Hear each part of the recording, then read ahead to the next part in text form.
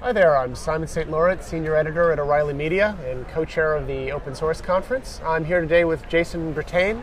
He's the author of Tomcat, the Definitive Guide.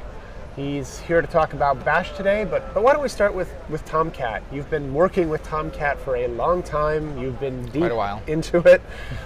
You've explained it to lots of people. What's new and exciting? So Tomcat 8 is what they're working on right now. Tomcat 8 has a bunch of new features, but it's primarily the same design. It's just more modern features. For instance, the Speedy protocol is implemented. Yeah. Servlet 3.1 specification is implemented, and things like that.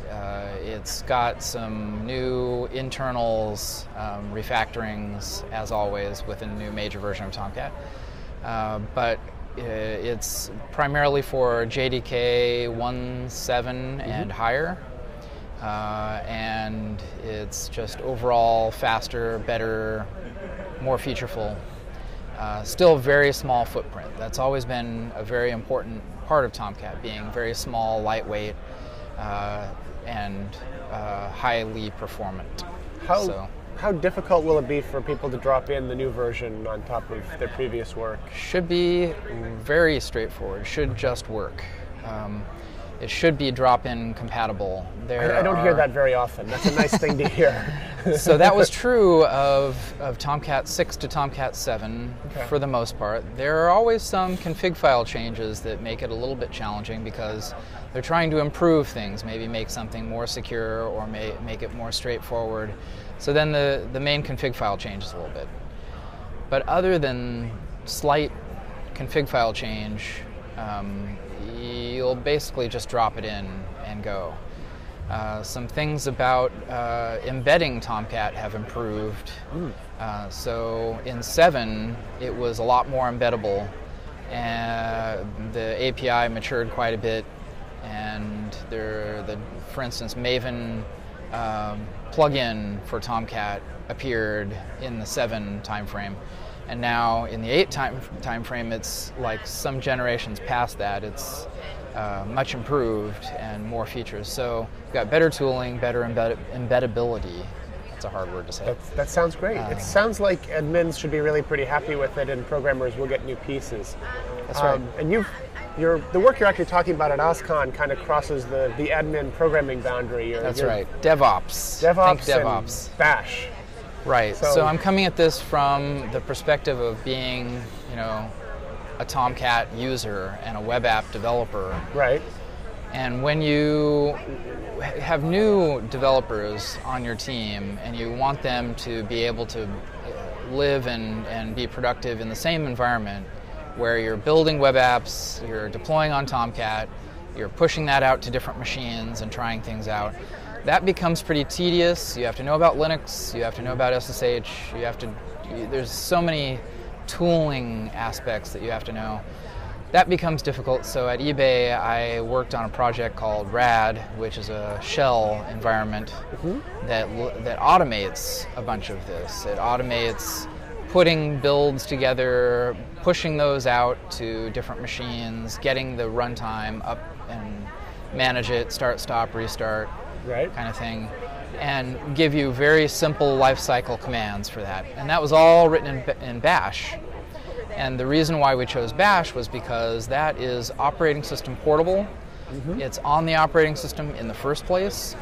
So you don't need to install this language to get the automation going on any given machine. The one exception to that would be Windows, because Windows doesn't have Bash. But then Windows has Cygwin, and it's possible to automate the installation of Cygwin. Then you get Bash, you're and then it's potentially like all the other machines. There are some things about that even that aren't quite right, so I had to work on fixing some of those up. But basically Bash is the same across all operating systems, and you don't need to first upgrade Bash on any given machine before you can start running Bash. It basically just works, unlike other languages that are already there. It's stable, it's well known, it's And Java developers tend to be okay with Bash scripts. They actually use Bash scripts to launch Java programs. That's the standard way. So, for instance, like Maven. Maven is a Java program, but it's actually launched by a Bash script. There are many examples of that. Tomcat is another example. You launch it via a Bash script or a shell script. Right. So you're taking open source tools and you're bringing them to eBay on lots of levels, it seems like. Right. You've got the Tomcat work, you've got the Bash work. It sounds like you also have a broader story in the works. About open source? It's about open source. So, yes. Of course, I've been working with open source for quite a while, since the early 90s.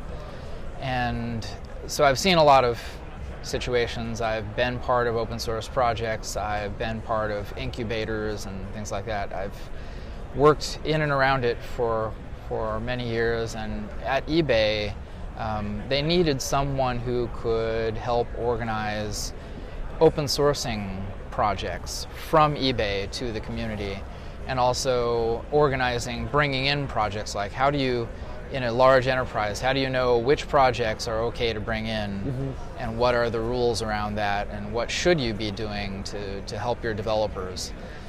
So inbound and outbound open source, that's something that I help organize at eBay, sort of enterprise-wide.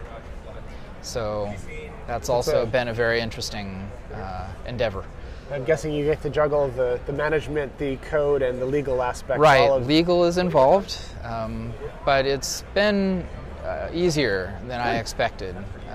Legal at eBay are pretty into open source as well. Great. So we're open sourcing quite a few projects these days, and you will see that on ebay.github.com. Excellent. For the most part. But we also contribute to projects such as Tomcat, Hadoop, and many other large, cooperative projects. Great. Well, keep up the good work. Thanks. Thank you very much. Thanks for having me.